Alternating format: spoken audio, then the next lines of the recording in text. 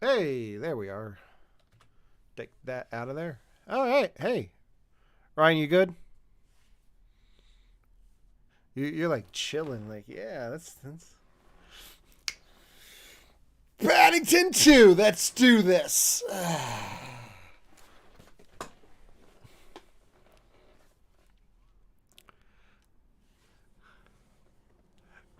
Ryan finishes season. Ryan finishes season 3 of Picard. He's like, you know what? I'm gonna Riker up all in this bitch.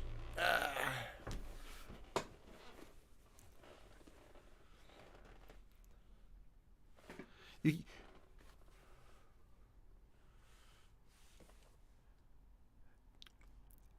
yeah, you can't see it, but I've got my leg propped up on like a file, like a plastic filing cabinet bin. So I too am Rikering. The closest thing to Rikering Devon has right now is a beard. So yeah, yeah, colors.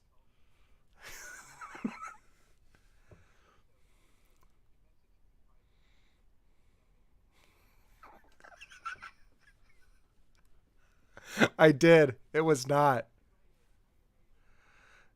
Eh.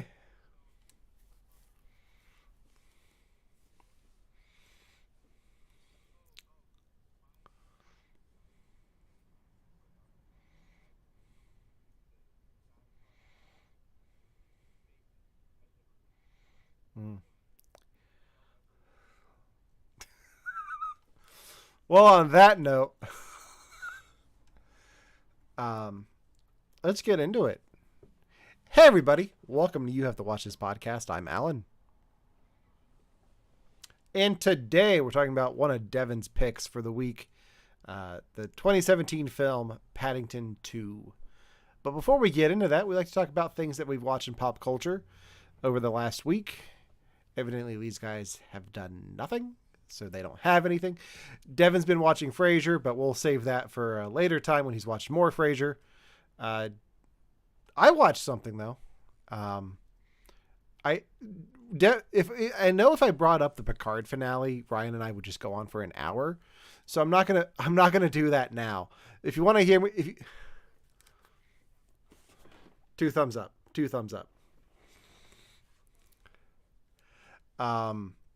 If you want to hear my full thoughts on Picard season 3, check out the latest episode of Brilliant but Lazy over on Victims and Villains.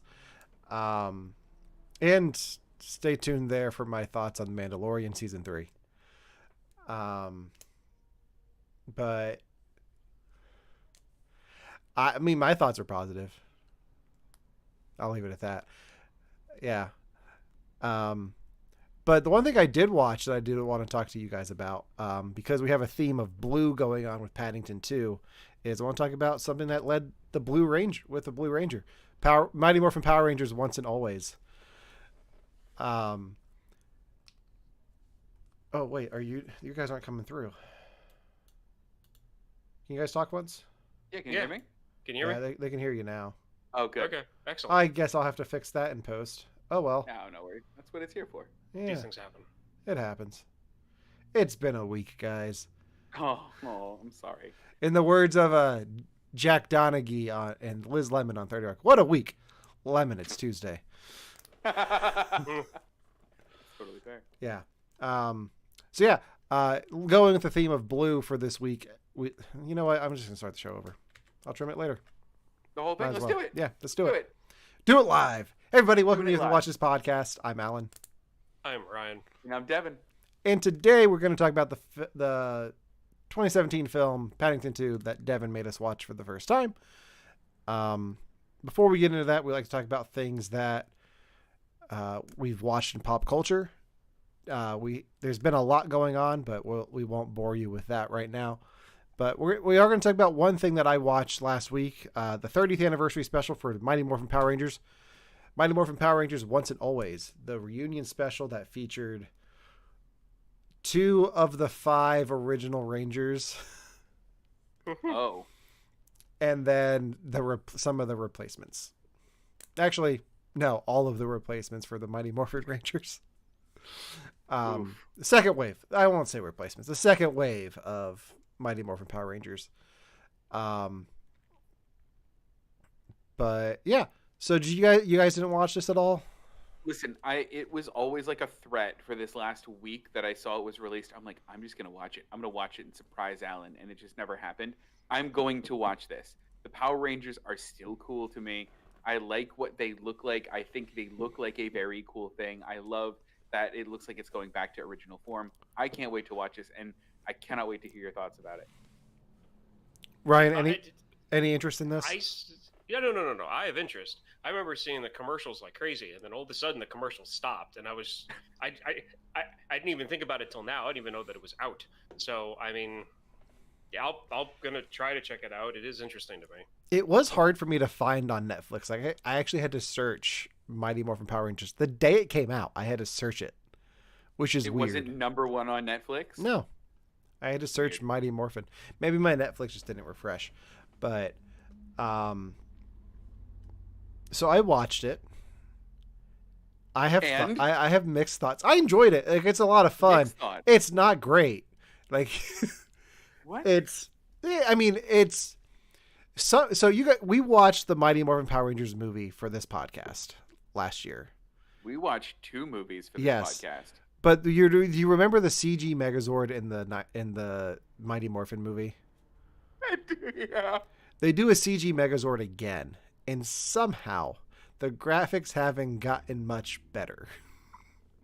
Really? No, was it on purpose? Like, because it's low budget, which I'll give it. Like it is low budget, so it is whatever. But it was just, maybe it's just weird for me to see that because it's the Mighty Morphin Megazord, like in that style, which is bizarre. But story wise, I thought it was interesting. I had issues with how many times they had to say like, "Oh, Trini died. The Yellow Ranger's dead," like because she died in real life. Like it was just weird because they kept bringing it up, and it's like, okay, we get it. Like, and that's part of the story is like her daughter trying to take over for her. But seeing everyone else back, like Billy and Zach, and then Rocky and Kat, if you know them from the other movies, it was good. They kind of leave it open-ended for a sequel. So part of me is like, I really want Netflix to treat this like the Hallmark treats their holiday movies, and it's like every year give me a new Power Rangers special. Because with them bringing in the Yellow Ranger's daughter to take over as Yellow Ranger, you could start passing along those powers to other teenagers and have like a new Ranger team built from this special. And then you don't have to worry about not getting everyone back every time. Like you can have a few of them there and be like the leadership that helps Zordon and Alpha. But so it was just weird that the people who were in the special still kind of were in it, because they pull audio clips of the Pink and Red Ranger. So like it's Jason and Kim in the Pink and Red, and then it's Tommy as the Green Ranger. So you get the hiya, hiya. Aww. But then they like get shrunk down to like action figure size for most of the special, and then they just aren't in it. They just have those audio clips of them while they're in costume, and it's weird, especially considering what's happened since they filmed this with David Jason Frank. I didn't know there was drama. Tell me all the drama. Jason David Frank died. Oh, that was much more depressing, and I stepped you right knew, into it. You knew that. You'd know that. That's why we did Turbo. Oh, I thought I didn't know this was filmed so long ago. Then they filmed it. They were filming it. Press. They had already started filming when he did that. Oh, when that happened. Know that. Okay. Yeah. Ooh. So they couldn't really change the script for it, but there was there was a tribute to him at the end along with the actress who played Trini, whose name I do not want to butcher. But yeah, it was interesting. I kind of want more. I kind of don't. I'm torn. But so they didn't go the Logan route with this, because I was wondering if they would, because I knew that they got the old Rangers back, and the old Rangers were going back to their powers, and I figured they're going to kind of take the Logan route with it, and it was going to be a little bit more gritty. But I mean, it is like Rita Repulsa Okay. straight up kills a ranger in the first 5 minutes. Oh. Yeah. Oh. And I think what's weird for me is like they're adults in their rangers. Like teenagers with attitude is supposed to be the thing, but now they're middle aged.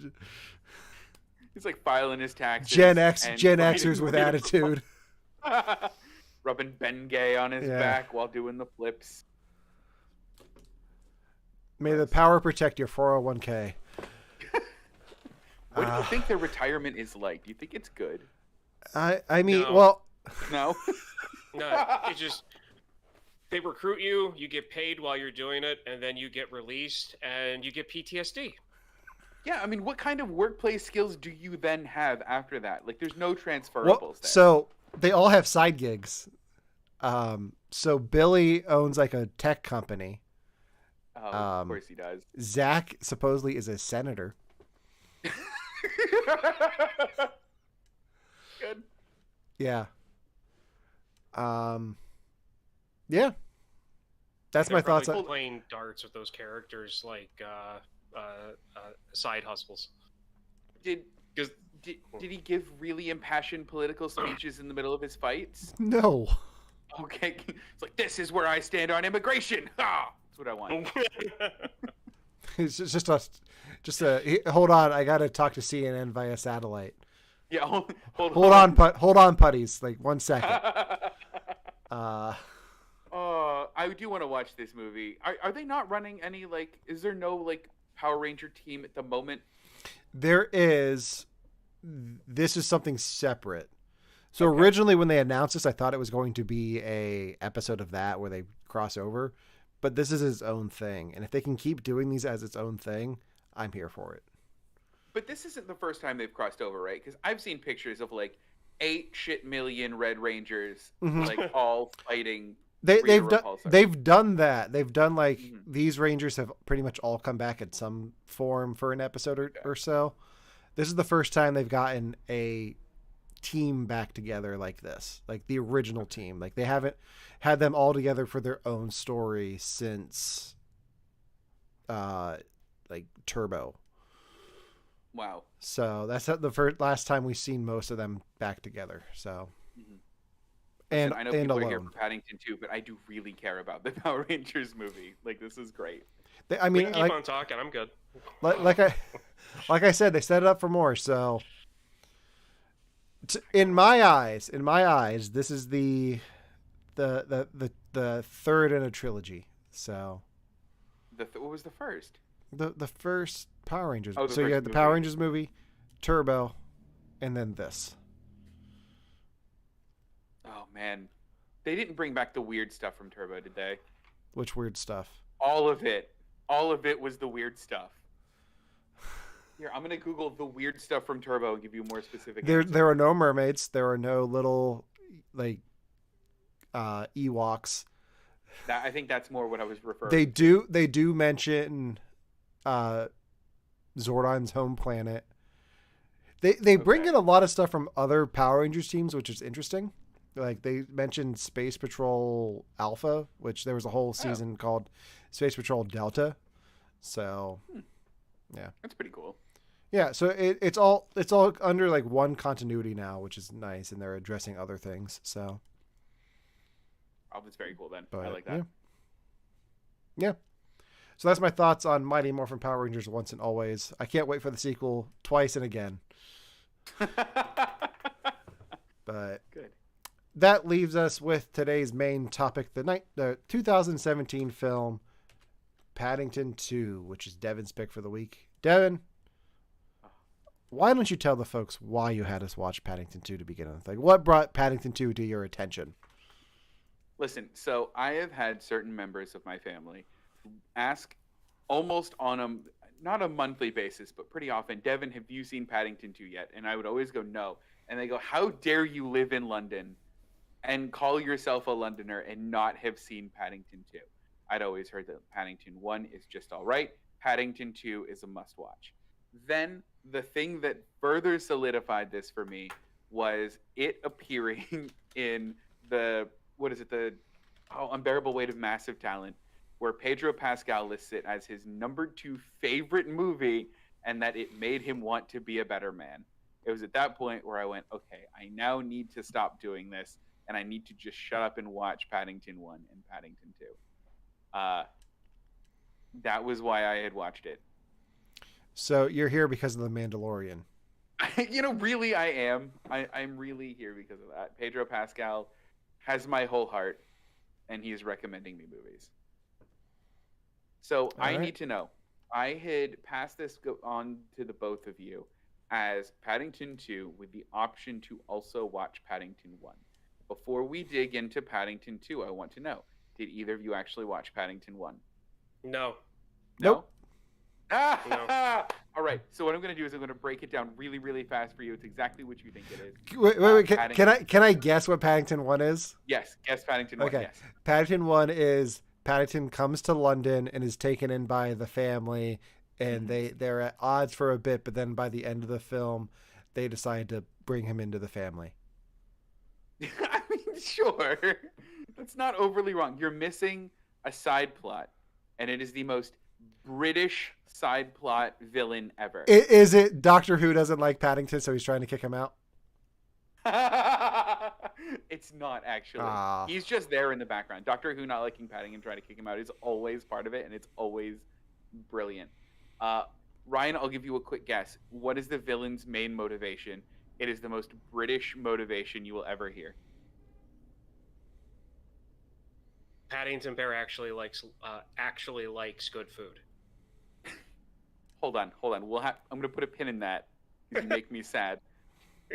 Alan, do you have a guess about the villain's motivation? The villain's most British.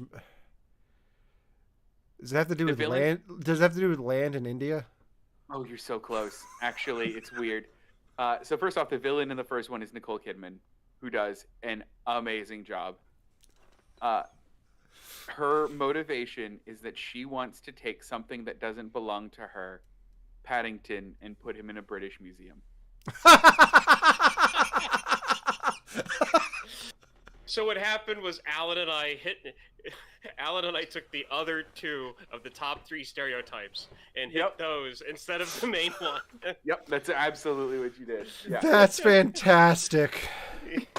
Yeah. So essentially what you missed not watching Paddington 1 were a few interesting references, a few interesting style choices, and then going, Peter Capaldi's still in this one. Neat. Which was essentially it. The movie is very good. Arguably, this one, in my opinion, is better. So, now for the most basic question that I've been dying to ask the both of you all week. Alan and Ryan, in whatever order, I do not care. What did you think of Paddington 2? Ryan, you go ahead. It's Stuart Little with a bear. Oh, you hurt me. You make me so I'm sad. sorry, Devon, but this is what this movie is. I'm going to put a pin in it. I want to hear all about it in a minute. It's a decent kids movie, but that's it. All right. So I was expecting it to be Stuart Little with a bear. Sounds like that's what the first one is. Mm-hmm. This was magical. Oh. I would. It's so overhyped. Yeah, it is. But it was so enjoyable. Like, I really enjoyed it. Like, yes, it's a kid's movie, but the slapstick works. The mystery works for me. The villain works. Everything about this I enjoyed. The animation styles when they do something different, like with the pop-up book, I don't have any complaints about this movie. Like, what does Nick Cage say in Unbearable Weight? Paddington 2 is a masterpiece, cinematic masterpiece. Like, this is almost the perfect movie for me. I mean, listen, like, my genuine opinion of this is you can't do a Paddington movie better than this. If you're gonna do a CGI bear lives with a family and you're gonna do a movie about it, this is the best possible way to do it. Yeah, and the last movie about a CGI teddy bear that I saw was Ted back in like 2012. Oh, so And these are two completely different movies. Hold on. I have to tell you a fun story about my rewatch of Paddington 2, by the way. Okay. I have it on my Sky TV box like a proper Brit. And the second I stopped the movie, what popped up was When Nature Attacks. And it was about a bear breaking into a family's home and attacking them. And it was such a good juxtaposition. That's all I got. Yeah. Yeah. So there's a scale that I don't bring up on the show too often for some of these picks that we do. There's a fly in here and I don't know why it's attacking me. The scale is how mad am I that I had to pay to rent this movie because it wasn't streaming anywhere? I would rent it again. That's how not upset I am about having to rent this. Ryan, did you have to rent it, and where are you on that scale? I'm neutral on the scale. I'm not mad that I had to rent it. I'll put it that way. But I'll probably never do it again. I bought it. I own it now. It is mine. I'm going to buy the 4K steelbook and a movie poster. I'm not going that crazy. If I see it for cheap, I will buy this. Like, this was delightful. So I think probably the worst opinion of it was Ryan's, which wasn't even a negative opinion. It was just it's a fine kids movie. It's honestly totally not negative. I'm telling you right now, I do not like this movie. Mm-hmm. I do like it. It's just it's a British Stuart Little. Isn't Stuart Little also a British Stuart Little? The movies that I know, he's in New York. Oh, that's fair. He actually might be from New York. You might be right. It might be a British story. I have no idea. Can we talk about Stuart Little for a second? Yeah. Sure. So, the movies changed something about the Stuart Little storyline, which they kind of had to change because the book, it makes no sense. In the movies, Stuart Little is adopted. Yeah. Okay. He's not adopted in the first one, like in the book. What? She gives birth to a mouse. No, she doesn't. Yeah. Look it up. Yeah. Look it up. No, you can't make me. I don't want the images that Google inevitably has. Oh.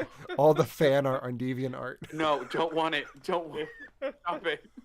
So, how much do you both know about Paddington in general? Like, outside of the movies, outside or including it? How much do you both know? Nothing. Nothing? Yeah. Prior to this and seeing it come up in like other pieces of media, like I remember seeing a book with him on the cover driving a car, but that's it. Okay.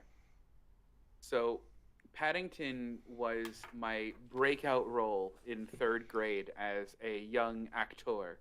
I had to play him in a stage production, which was just something that I remember, and it was stupid, and it was in school.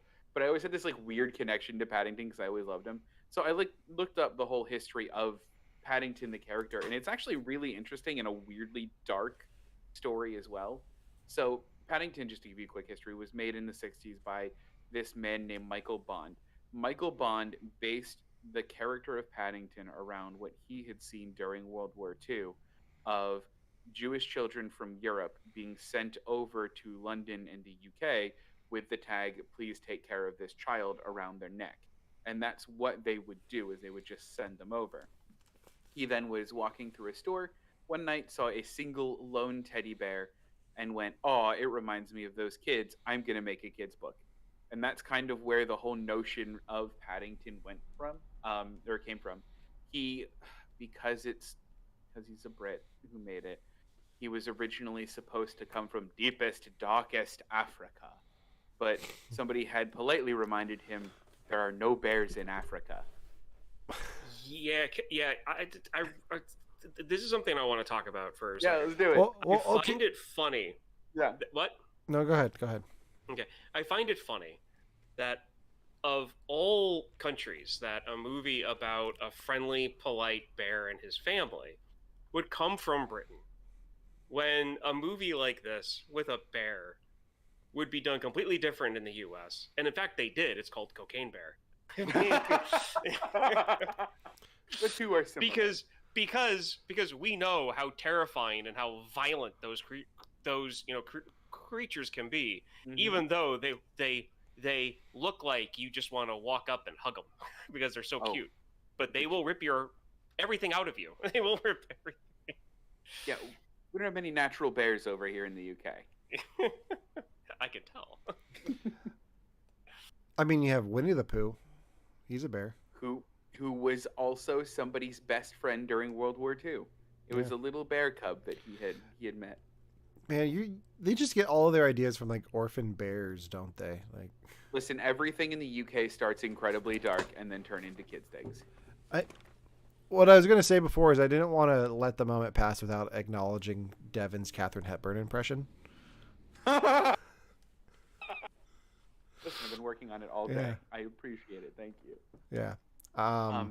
So another interesting thing, just to take the thing a little forward, so he'd written the book and then they prototyped a little stuffed bear of Paddington. The very first Paddington bear stuffed prototype and the rights to it went to Ryan. You might know this person. Also, you too, maybe Alan. Jeremy Clarkson from Top Gear. Cool. Yes. Yeah. Yeah, the Clarksons owned the rights to Paddington for quite some time, and then eventually they sold it to the toy store Hamleys. So wait, like his ancestors or Jeremy Clarkson himself? The very first Paddington prototype went to Jeremy Clarkson and his wife to give to their children. What year was this? Oh my goodness, the 80s, I think. Okay. Okay. That makes more sense because you said That- 60s before. 60s is when the book was written. I think the prototype of the stuffed animal happened much, much later. Man, knowing what I know about Jeremy Clarkson now, could you imagine if he still had the rights and how different of a movie this would be? Yes, this would be a strange movie. It would make Ted look like Paddington too. Like, You know what? Totally fair. So that's my like weird little history on it. Now back to the movie. The first thing I gotta mention about this movie that I absolutely loved was just the Hugh Grant of it all. Guys, what did you think of him? Okay, so whenever I see Hugh Grant, I think of 3 different movies, and I can't help but see him in these characters whenever I see him, and I really try my hardest not to. But is one of them Notting Hill? no, Oh, no, it's so Bridget Jones, his sleazy boss character from that. His prime minister role from Love Actually, and then music and lyrics with him and Drew Barrymore. I can't help but see his character Deep in those pool. movies when he does anything. So when he's up there in his suit and he's being like the ringmaster to like get the fair open, all I can think of is him dancing as prime minister in Love Actually, going down the hallway and singing "Pop Goes My Heart." Yeah, like that, and like the like really sleazy things he does, in Bridget Jones. Like it didn't ruin the movie for me. It was just one of those things where, like, I didn't hear him at the time because I was thinking about other things I've seen him in those films. He's having kind of a renaissance, and I'm here for it because he's in Dungeons and Dragons, and he's one of the best parts of it. He's so good. Let's see, what else has he been in recently? He's been doing a lot of Guy Ritchie stuff. Because he's in the Operation Fortune, which just came out a few months ago. Yeah. The Gentleman. He was in Glass Onion and Knives Out Mystery. Yeah. Phenomenal part in that. He's in The Man from U.N.C.L.E., which I forget which part he played in that, but Is that new? it's 2015, so it's before this, but I forgot he played a bunch of people in Cloud Atlas too, didn't he? I've never seen Cloud Atlas, so Usually I'd be like, oh, I'm adding it to the list. I'm not adding it to the list. We're all right to let that one sail past us until we really have a dearth of movies. Thank you. Have you seen Orion? No, there's a reason because I just don't want to. Hold on. 2023, he's in Dungeons and Dragons: Honor Among Thieves, Wonka. TBA for Hugh Grant, Unfrosted, the Pop-Tart story. What? Oh, you don't know about this? No, what is this? I know about this. It is directed by Jerry Seinfeld. Oh no. Michigan, What's the deal 1963. with Pop-Tarts? What's the deal? Michigan, 1963. Business rivals Kellogg's and Poe's compete to create a cake that could change breakfast forever. A cake. They should have called this Kellogg's v Post, and just done like a shot-for-shot remake of Ford v Ferrari. Oh, I'd be so here for it. Oh, I would love that. But it's also got James Marsden, Melissa McCarthy, Christian Slater, Max Greenfield, Jim Gaffigan, Jack McBrayer, Amy Schumer, Bobby Moynihan. Wow, my goodness, that's amazing. A lot of people like Pop-Tarts. Like is such a strong word. A lot of people are given them to eat at breakfast as children. When's the last time you had a Pop-Tart? At least 10 years ago. Yeah, see, that's why you're so on it. Plus, I mean, you're living in Britain, so I'm pretty sure they banned them over there. So, I mean, like here, I can go to Walmart down the street, and there is a Boston cream donut one flavor. It is delightful. S'mores, like it's great. I love it. I can do you one better. I just finished off a bottle of brown sugar and cinnamon Pop-Tart coffee creamer. America, are you okay? No, we haven't been for a while, man. Oh my gosh. Now, I did not just down it in one go. Like I've had it for I add it to my coffee every morning. So it sounds really good though. I can't lie about that. That was the best flavor of Pop-Tart. Yeah, exactly. I feel like the Cinnamon Toast Crunch creamers. We'll save this for another show. We're gonna have to. Yeah, we'll have a Pop-Tart talk later. We'll do a whole Pop-Tart special, and we'll watch the movie Food Fight, and it'll give us the reason to watch this. I was gonna say we just do a whole breakfast food episode and talk about the Flintstones movie from 1994 and eat Fruity Pebbles. Oh, yeah. All right, done. Yeah. Done. Because I haven't had Fruity Pebbles in at least 20 years. This was not the guy who voiced Paddington. Paddington was voiced by Ben Whishaw. Now, did you recognize the voice? I know you did, Alan. Did you recognize him, Ryan? No, I didn't. But Kristen, I was like watching some scenes real quick before jumping on, and Kristen came home and she walked through the door, and the first thing she said was, "Who's his voice? I recognize the voice of the bear." But we looked him up. I don't know him. Have you never seen the new James Bond movies? Any of the new ones? Yeah, with Daniel Craig. We've talked about this a lot. Oh, no. Yeah, no. He's doing those. He also plays in a series called A Very English Scandal, which, if you haven't seen it, is just delightful. And he plays an amazing part in that. So if you haven't checked out his wider body of work, I think that you definitely should. But I did want to talk about Paddington's voice for you guys, because I love the voice that they do for Paddington. I think it fits so incredibly well, mostly because he's not doing a voice really. He's not like Winnie the Pooh where he's like, "Oh, Bob." I can't do Winnie the Pooh voice. That was it. Oh, but it's not like a. I can't do it either. Can you, Ryan? Try it. I can't do it. Okay. He's not like doing like a little kid's like voice. He's just kind of talking, and it's kind of perfect. Did you guys have that? Yeah. No, it fit for me. Like, it definitely fits the style. Because for the most part, he doesn't have much to say. It's more about what he's doing. And I think the CGI for him is so good in this that it's not jarring. And the voice being subtle and not like a super cartoony voice. Like he came in talking like this, I'm a bear. Like, it'd be weird. One, because he's supposed to be British and not Southern. But... yeah, just because it's so subtle and like it just works. Like it fits. I didn't even have a thought about it, so hence it was good. The original person who was cast as this iteration of Paddington was Colin Firth. They had him record a lot of the lines and said that his voice was just too distracting as Paddington. You couldn't. Like, he was very recognizably Colin Firth the whole time.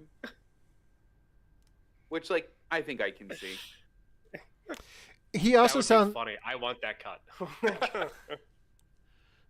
Paddington, the Firth cut. Yeah, First yeah. cut.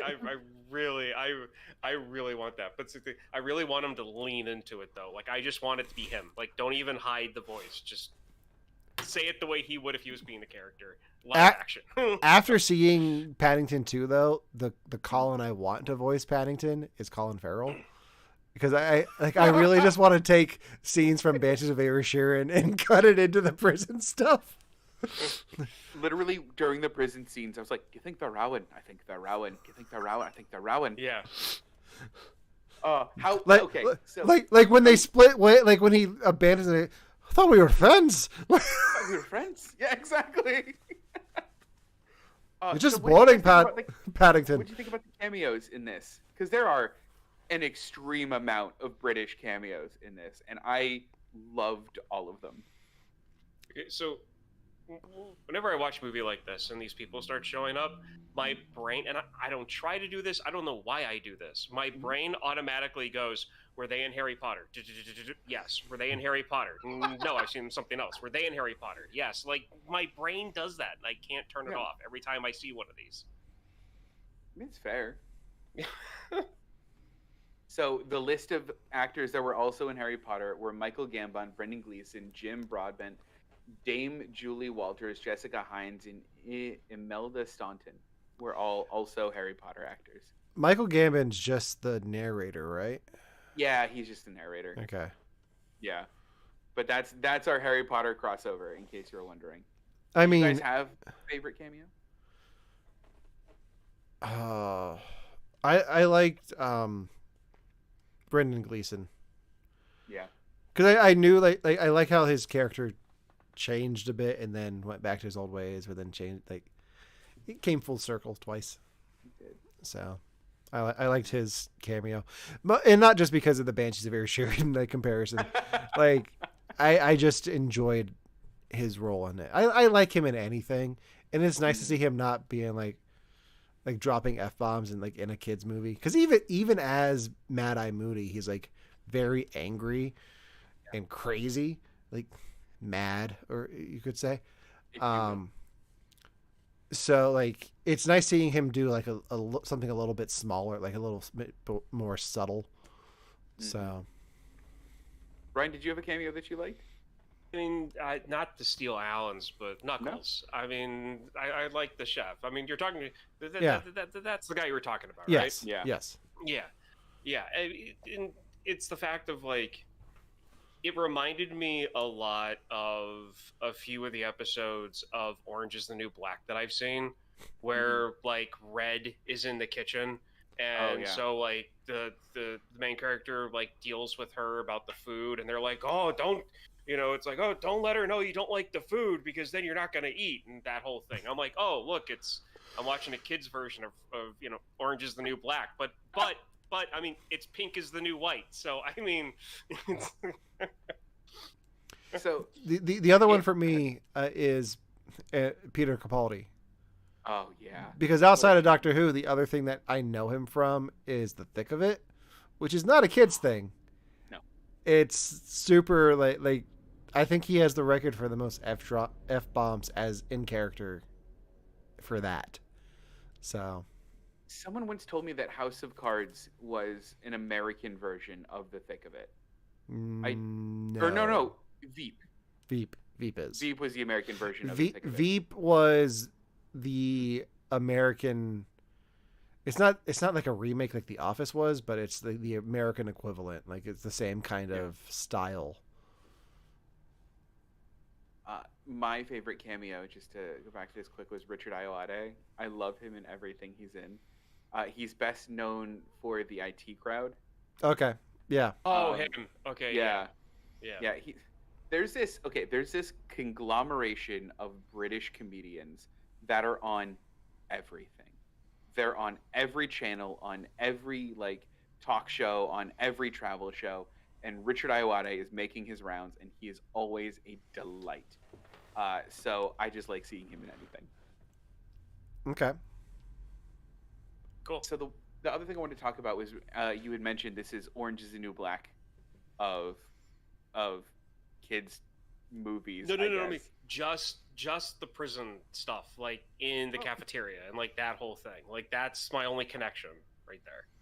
I think just the fact that we're going just the prison stuff in a Paddington movie kind of blows my mind anyway. It's a bold move to like if you wrote down the description for this movie is a bear gets sent to prison, like not the kind of movie you're thinking that you're going to see. Like No. it's not rated PG, it'd be rated triple X. Oh, Was I it- get it. was I it, totally I get the double entendre. The Yeah. Oz show. The HBO show Oz. Yeah. Oz. Oh gosh. No, I think it's an interesting take, like for a kids movie. Like let's put him in jail, and then you still have like all these other adventures going on outside of the prison to try to free him because you know that he's innocent and he has to like prove his innocence. So One of my favorite scenes in the prison when it comes to camera work and just imagination and carrying through with it was when they were using the pipes to communicate to each other. Oh yeah. And they were telling him like, "No, you dude, man, your family's not going to show up. They'll forget you." And he's like, "No, you're wrong. They won't forget." Like, I liked how the camera went through the pipes, Mm-hmm. and I just thought it was every now and then this movie did excellent camera work, and that was one of them.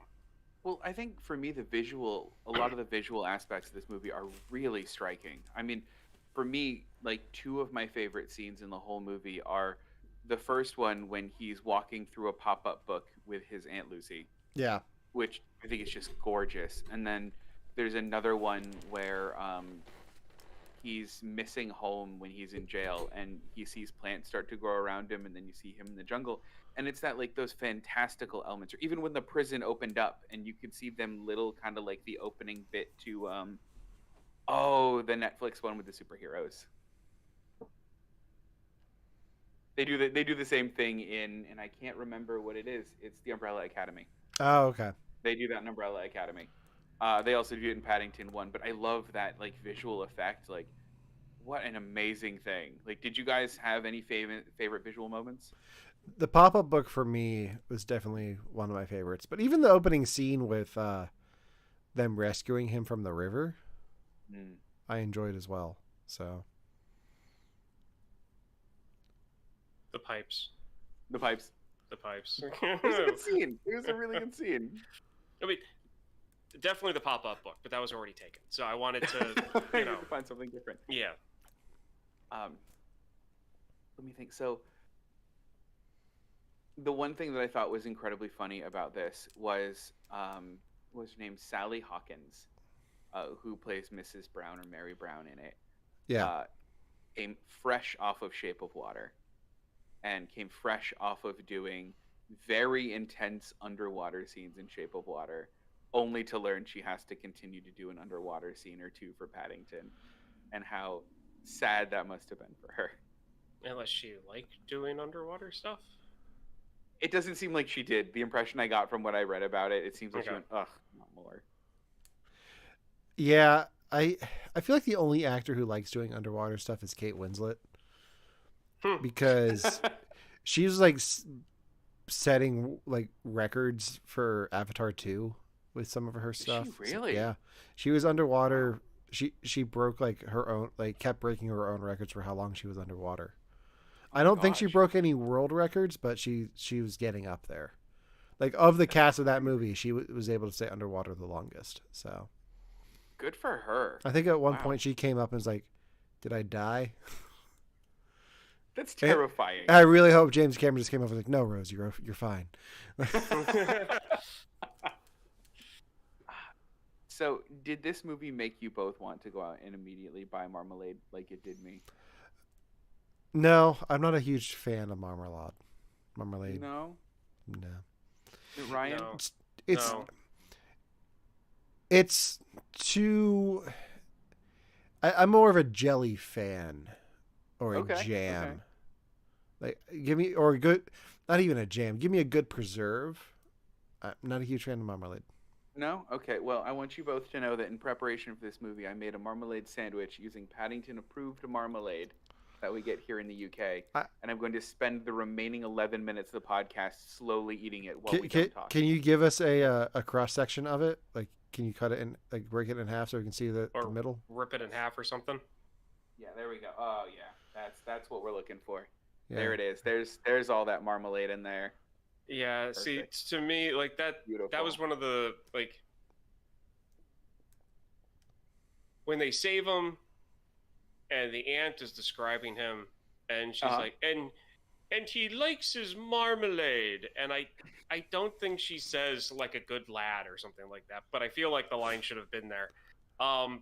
It was just one of those things where I was just like, okay, British accents, and even if they didn't have the British accents, I would have been like, this is heavily British. Like the whole marmalade thing to me, like that's a British thing. I want to get more into that too.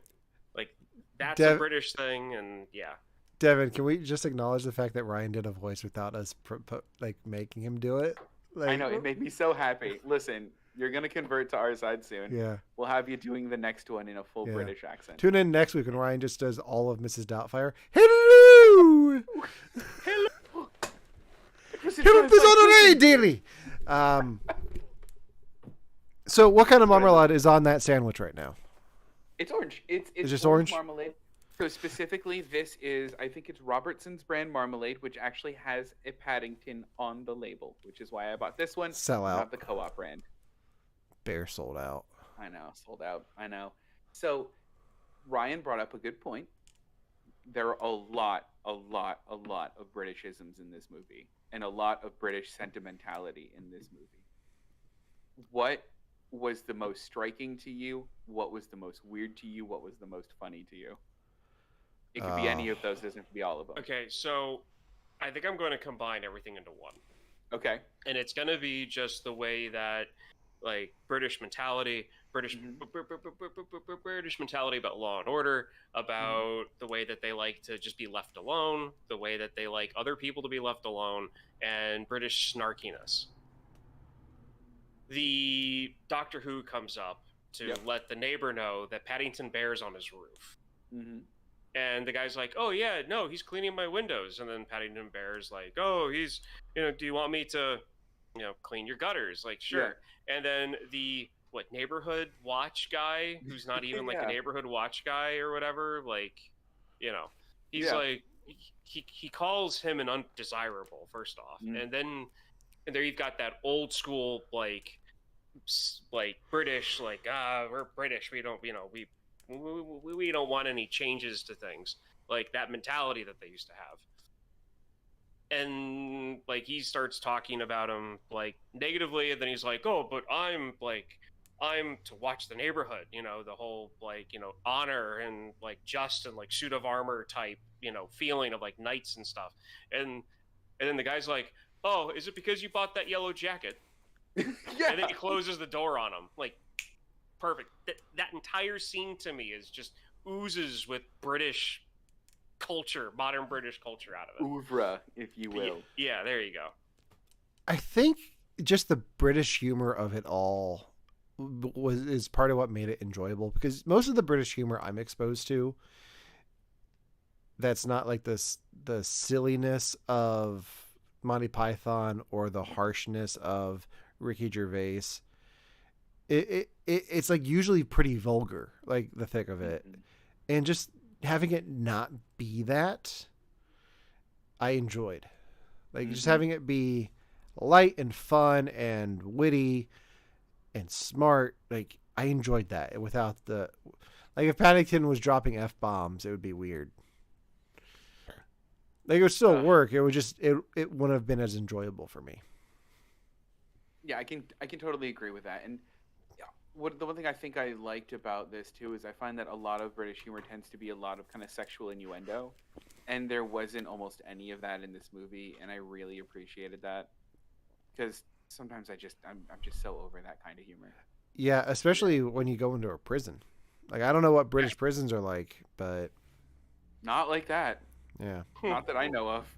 I think my favorite Britishism in this whole movie is that this is a bear, right? We are following a bear.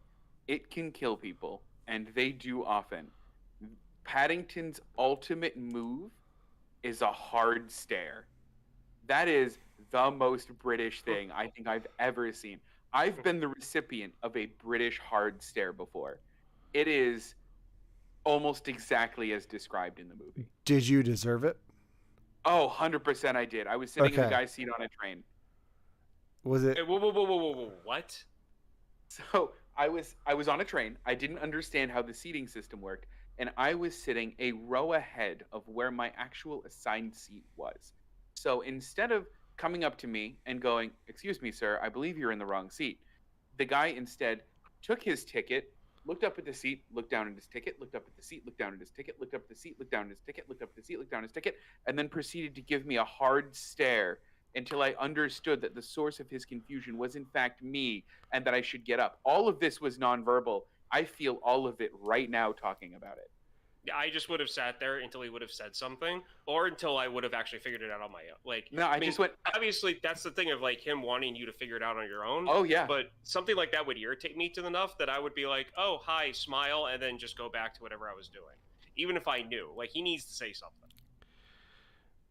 And now that man is going to be King of England. It is. It's Chuck. Chuck. Is that seriously what like his nickname? Like, is that what people That's were what saying? I'm calling him. We're God, Chucky. Chucky. King I can't wait. Chucky. I can't wait for his He's first got this- royal picture when he Chuck E. Cheeses. I was going to say he's got the ears for Chuck E. Cheese. So, He does. Oh gosh, and the yeah. inhuman hands. and we just made a list. Yep.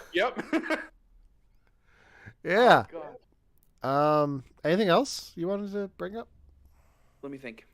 Okay, this movie did a Toy Story 3, and I realize that this is the fastest and easiest way to get me to absolutely love your like children's movie. And what I mean by this is there's a scene in it where the children's hero of the movie is fully ready to die.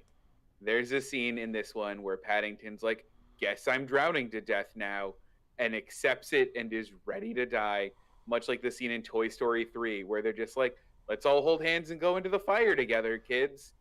And those scenes never not get me. And I understand it's a kid's movie and Paddington's not going to end the movie dead, but like every single time those scenes get me. Did that get you guys in the same way? I think I'm immune to it now. Oh yeah. I don't have the connection to Paddington that I did to Buzz and Woody and Sure. all the other toys in Toy Story, because I never watched Paddington 1. I didn't grow up with Paddington. So at my age, like, you only get me with that stuff when it's like, okay, here's a franchise you've been following for the last 20 years. Now we're gonna kill off your favorite characters. Like, that's what gets me. Like, if you had told me 10 years ago that I'd be upset about a raccoon dying in a movie, I would be like, no, you, sir, are ridiculous. But then Guardians of the Galaxy 3 is coming out next week, so guess who's Oh, gonna that have better those? not happen. Guess who's ready to shed tears over a raccoon now? This guy. What you're clearly talking about is Rakakuni from Everything Everywhere All at Once. Yes. So yeah, no, I watched this movie under the premise of I have to figure out why Devon chose a British kids movie for this week, and that's the premise of like how I watched Sure. it. So when that scene happened, just like Alan said, like I have no other connection to this bear than doing it for the show this week. So to me, it was just like, oh, look, I wonder how he's going to get out of this. And then Mad Eye Moody comes down and saves the day.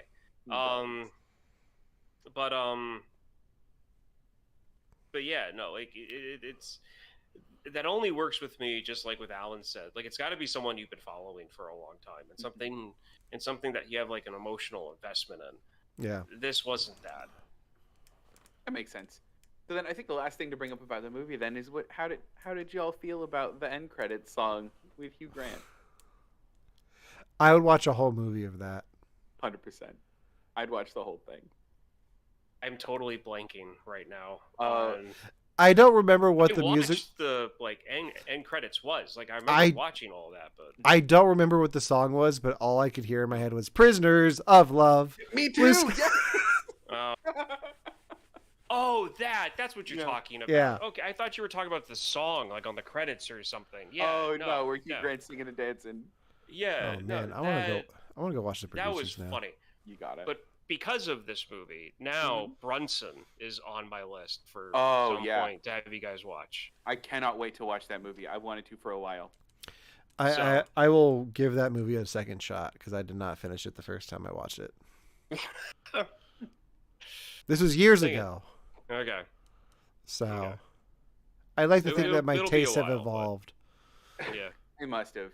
So then, real last question, then, guys. Did Paddington 2 make you a better man? I don't get it. Paddington 2 gives me hope for cinema. There you go. Like if There this you is go. the quality of films that we can get nowadays, like I have hope for the future. That's what Good. Paddington 2 means to me. Aw. Future Ryan? hope for the youth. This is where me calling it a British Stuart Little comes from. Because I honestly, is it a good kids movie? Yes. Do I find it a bit generic? Yes. I don't know why I feel that way. It just comes across that way to me. All right.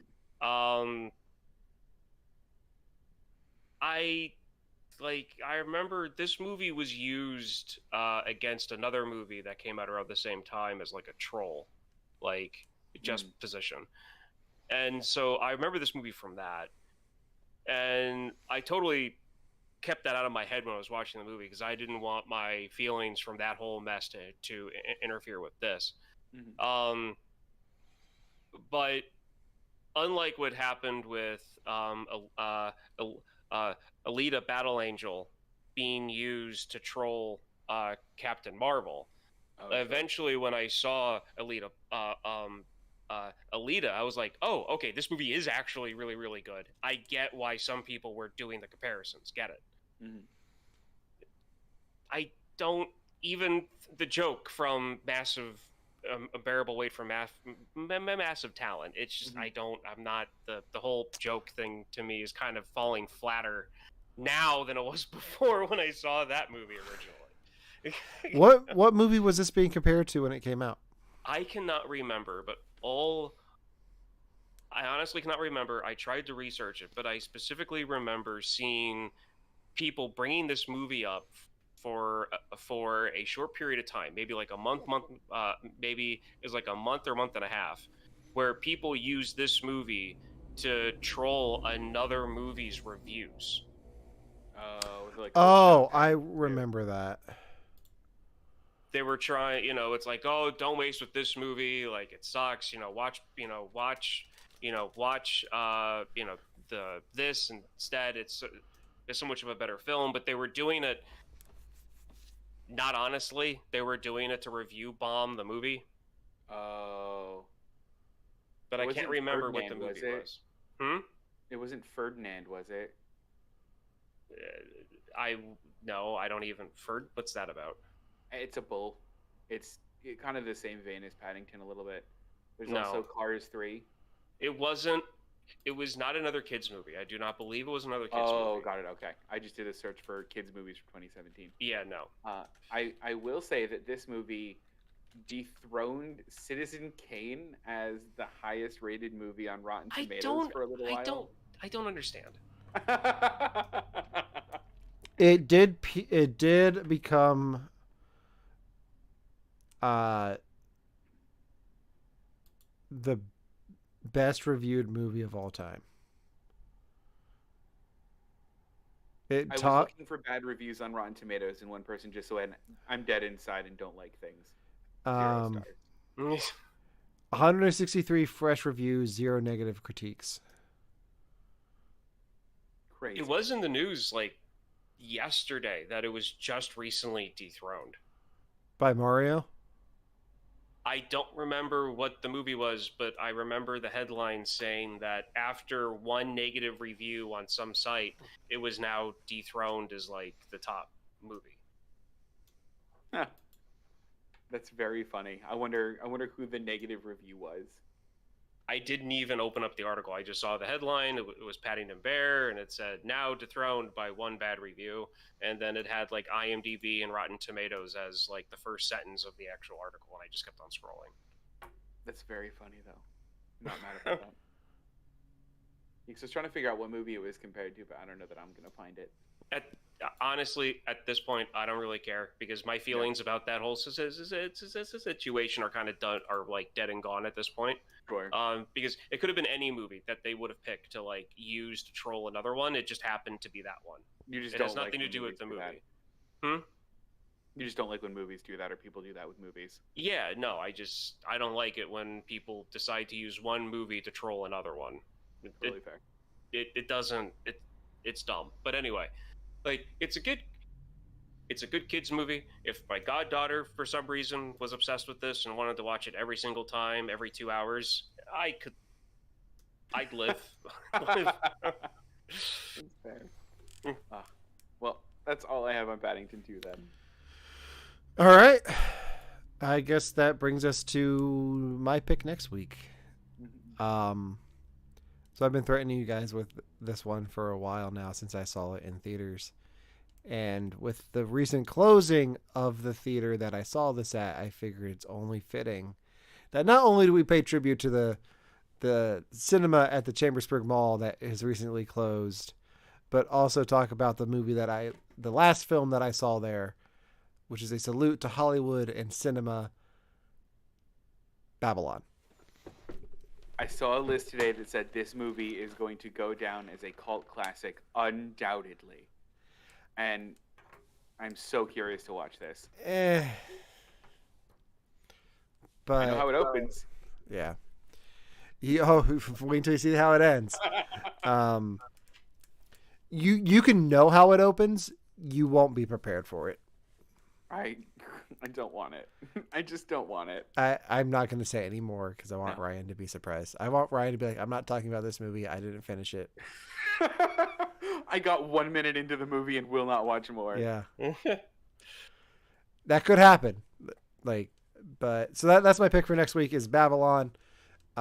So tune in for that. That'll be some fun. Until next time, you can like us on Facebook, follow us on Instagram, subscribe to our YouTube channel, follow us on Twitch, visit our website, rumrunnerspodcastnetwork.com. Check out our show and all the other great Rum Runners Podcast Network podcasts. And until next time, for You Have to Watch This Podcast, I'm Alan. I'm Ryan. And I'm Devon. And enjoy your marmalade. I definitely will. Chip, chip, cheerio.